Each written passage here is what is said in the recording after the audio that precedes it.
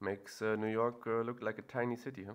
Hello and welcome back, everyone. Welcome back to a new episode of the series where we travel the world using Google Maps Street View imagery. In today's episode, we're going to be in Wuhan, China.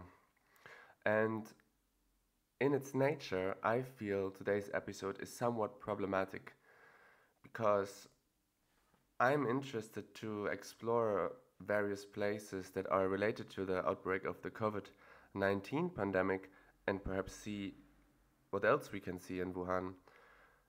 But at the same time, in order to do that, and I have already, I'm bashing the city, I'm stigmatizing it, um, basically connecting the city, perhaps its residents, only to the COVID-19 pandemic. And it's the kind of one place around the world that now has this sort of like stigma attached to it. For the same reason that calling it a Chinese flu or something is highly problematic, or a Chinese virus. So these are all, there are some negative things of like, this is coming from there and the people there and the kind of hygiene conditions there and all very, um, I would say, terrible ways of thinking about it. Um, so I think that in today's episode, I'm trying to give an impression of what Wuhan is like, starting with all the places related to the COVID-19 pandemic, because I am actually interested to, go back to these 3 or 4 years ago when it happened, almost 4 years ago, um, yeah, and see some of the stories, how it sort of developed, spread, who caught it first, and so on, and at the same time trying to debunk a little bit of the stigma and see what Wuhan is like, and without further ado, let's start with a presentation again. Yeah, I know it can be a little bit boring. I'm sorry, but I think it's kind of relevant for our journey then. So, obviously, we cannot talk about Wuhan without talking about the Huanan Haixian Bifa Xinjiang seafood market, where apparently, the first person was infected. Um, we're going to look at this at the map. So this is a central point of origin. Yeah, the first known COVID case was a vendor at Wuhan market. I believe an elderly person. We will come to that. It was not, according to most credible scientists, coming from the Wuhan Institute of Virology.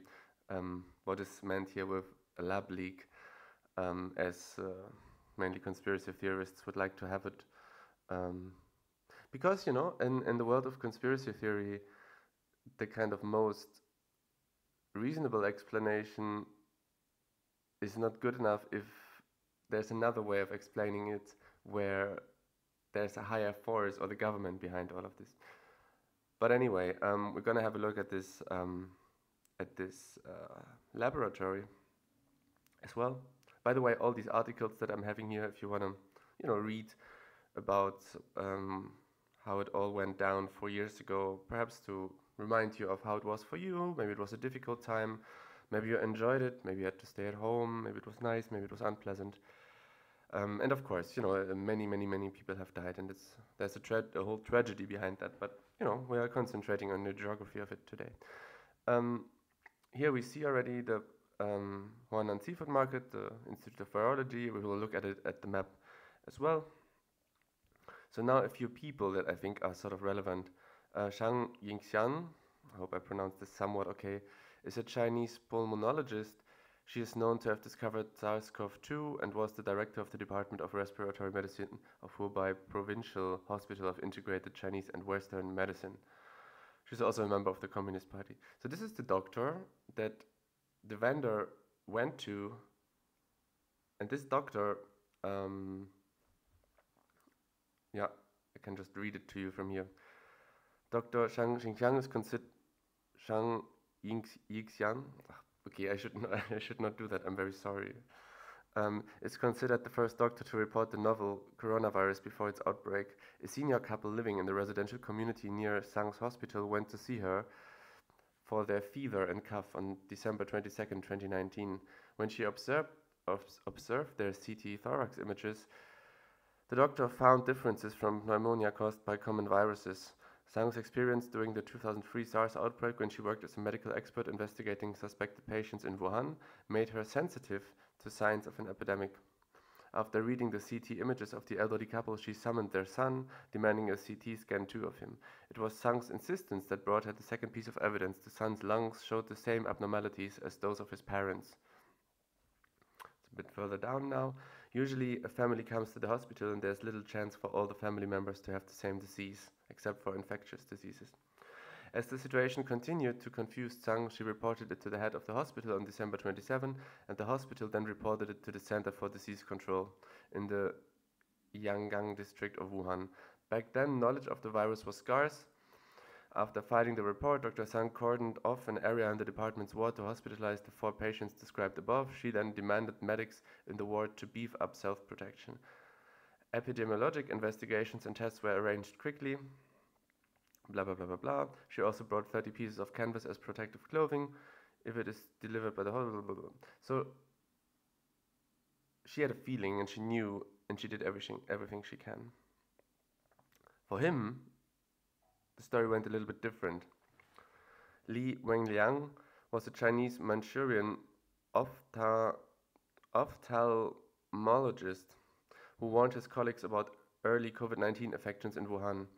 On 30th December 2019, Wuhan CDC, Center for Disease Control, issued emergency warnings to local hospitals about a number of mysterious pneumonia cases discovered in the city in the previous week. On the same day, Li, who worked at the Central Hospital of Wuhan, received an internal diagnostic report of a suspected severe acute respiratory syndrome. Patient from other doctors which he turned through a WeChat group. He was dubbed a whistleblower when that shared report later circulated publicly, despite his requesting confidentiality from those with whom he shared this information. Rumors of a deadly SARS outbreak subsequently spread on Chinese social media platforms. Yeah, and so he, just like the previous doctor, he knew, he had a feeling, he tried to make it public, but of course, imagine the amount of responsibility. Like, you don't know, you know, you're a doctor, you can trust yourself, but like, it should be taken serious. But he wasn't, you know, and later, by the way, later he passed away from the coronavirus on 7th February 2020 at age 33, which is, you know, very young guy. But yeah, another thing that we cannot look at, but it would be interesting if it was built, is the COVID-19 memorial that is supposed to be, as far as I understood, designed in, supposed to be built in Wuhan. The competition won by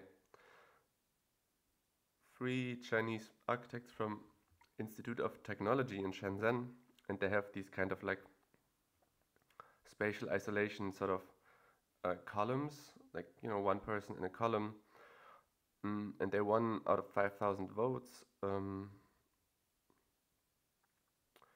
It's like phone booths. The deceased have fallen asleep, but their mobile phones are still retained. Community workers will collect mobile phones of the deceased according to the wishes of the family. The idea is that people can listen to strangers' voices on the premise of observing the rules of isolation. You know, it's a performative memorial, if you want, you know, it's not just something to look at. Well, okay, I put all of these links in the description of the video. I hope it wasn't too long, otherwise just skip to the part where it starts, where it says start of journey. And yeah, perhaps it's worth to look at the map now. I've already marked all the relevant places that we've talked about. This is the city of Wuhan here in the Hubei region, you know, somewhat, I would say, eastern central China. I mean, China is big, like, it's hard to say where. I mean, by all my logic, central China would be like here somewhere, perhaps. But anyway, the market, Huanan seafood market, is here, and there are only 3 pictures. and none of them is really representative. But what I have noticed is that, you know, comments are of course very unfortunate in a way. Would you believe it? Free parking, the food was really good, I'm very happy to visit this place. But also here, look, the words used: bad, fever, cough, corona. Tried bad Manchurian from this market and caught corona. I was quarantining for 5 days, missed my flight. I lost myself. Just don't order the bad soup. You know, it's not funny, it's mean, leave them alone. Like, I know what happened is, you know,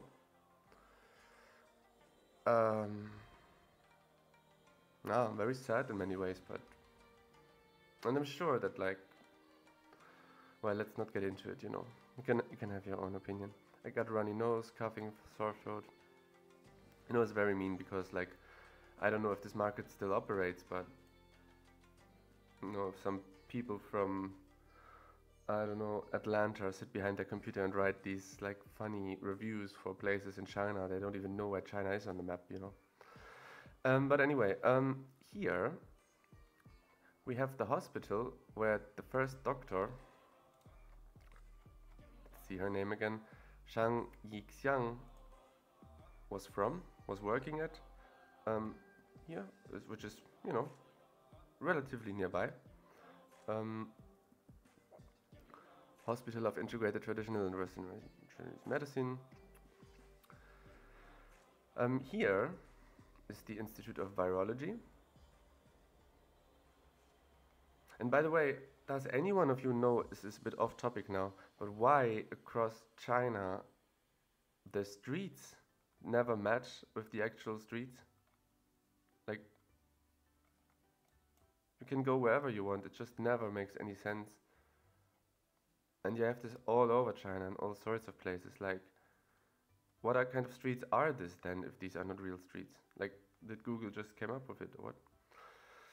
So here's this Institute of Virology, and here, this point here is the Huashanshan Hospital.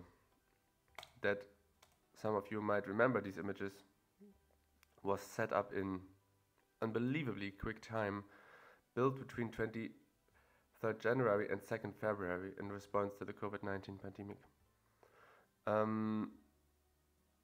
Yeah, I remember watching these videos of like how this hospital was set up, and it was so crazy in a way. Like, you had in, I guess in Europe or in the US, you had no idea of like what would be coming,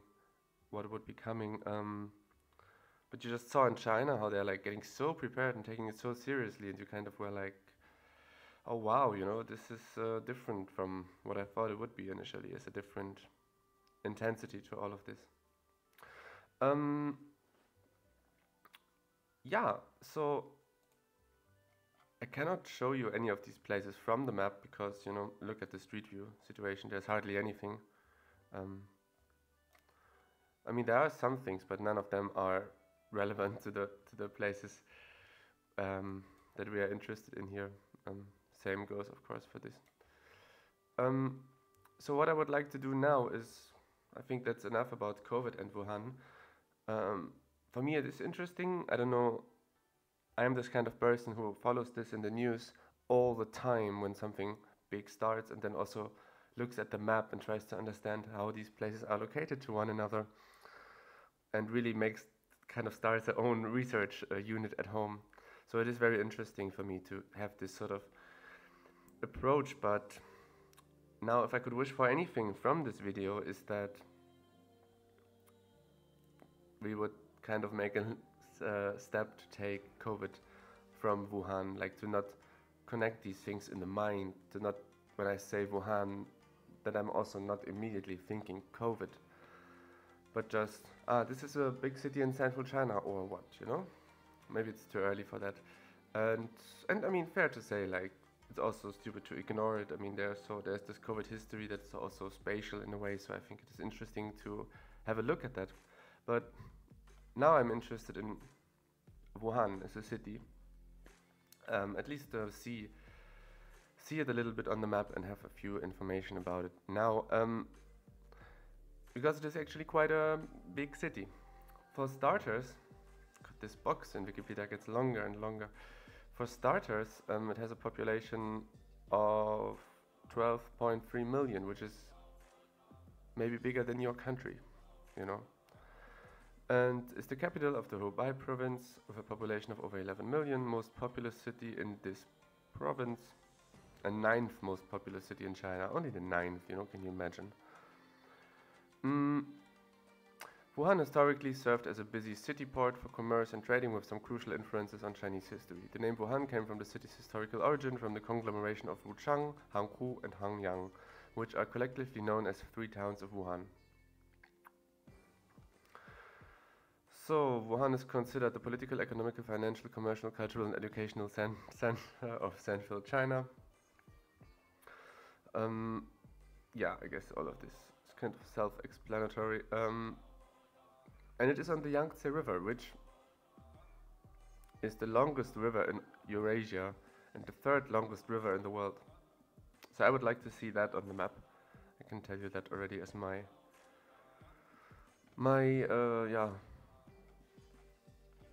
interest now. Yeah, I mean there are all sorts of pictures of Wuhan, newer parts. Unfortunately for Wuhan, the kind of street view imagery or Google Maps imagery that does exist has been taken on the worst day possible. It just looks like the world is about to go down, you know. But here you see how everything looks on a brighter day. Of course, absolutely massive city, like you would expect from a 12 million city. Absolutely clean in many parts. They have this upside down sky rail. Some more historic architecture, some newer architecture. I see a very beautiful city. Like my point is to say it's a city like any other, you know. It has no sort of like specific conditions so that like COVID could emerge there. It's just like another city and just happened to be there, you know. Wuhan Greenland Center. Greenland Center. 476 meters. Adrian Smith and Gordon Gill Architecture. They also built the Burj Khalifa, I think. Emblem of Oita.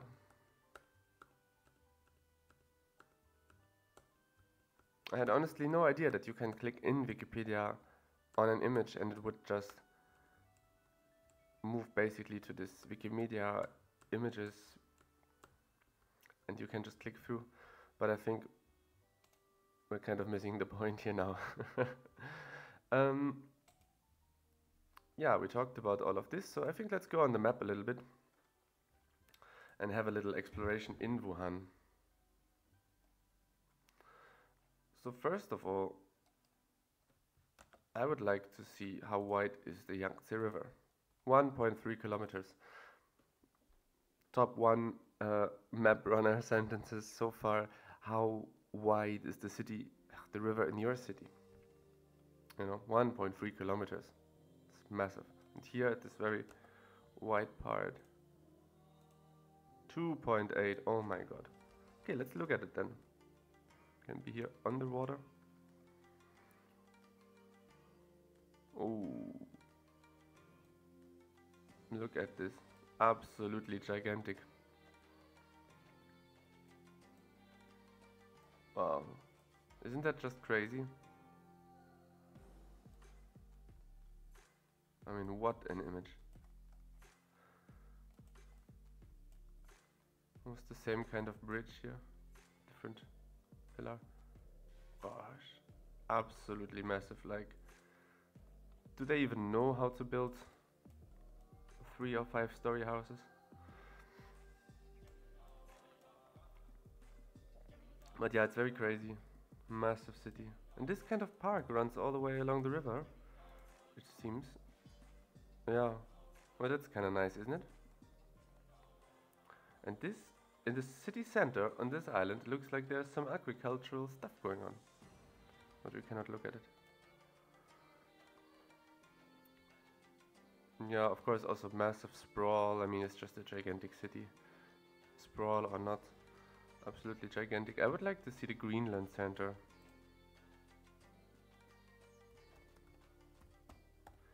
Greenland Center. It was called Greenland Center, wasn't it? Wuhan Center. This is not what I'm looking at. What's this? Wuhan Center.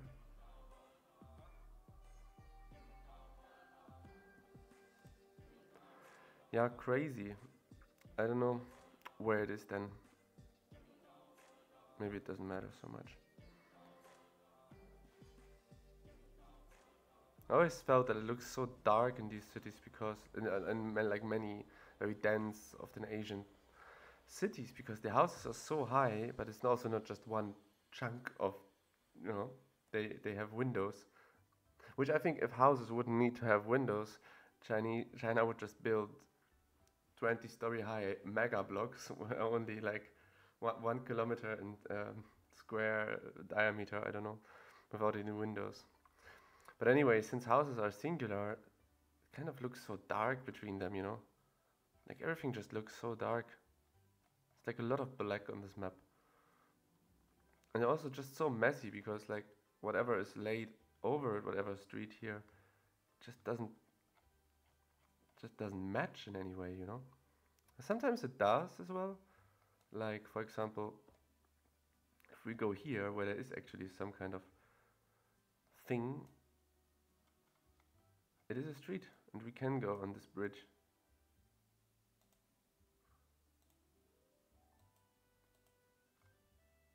But it's not like nice to travel, it doesn't. We certainly couldn't have any speed record doing it. Well, actually, I was wrong earlier telling you that the weather would be sort of bad. It's actually kind of nice here. And looks very calm as well. This is June 2018. Not bad, eh? Not bad. Where else do you want to go? Here?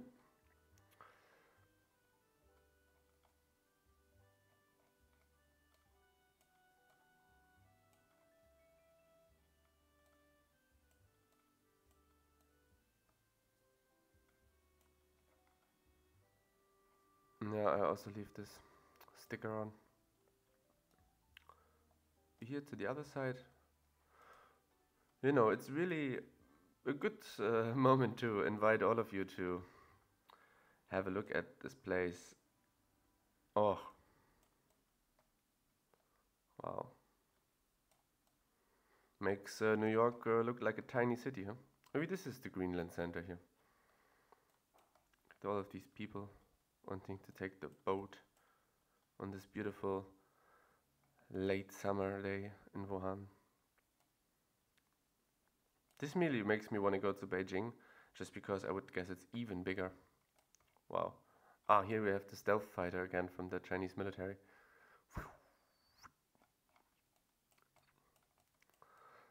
But yeah, I mean, I think I would leave it here, and I think you learned something about Wuhan that you didn't know.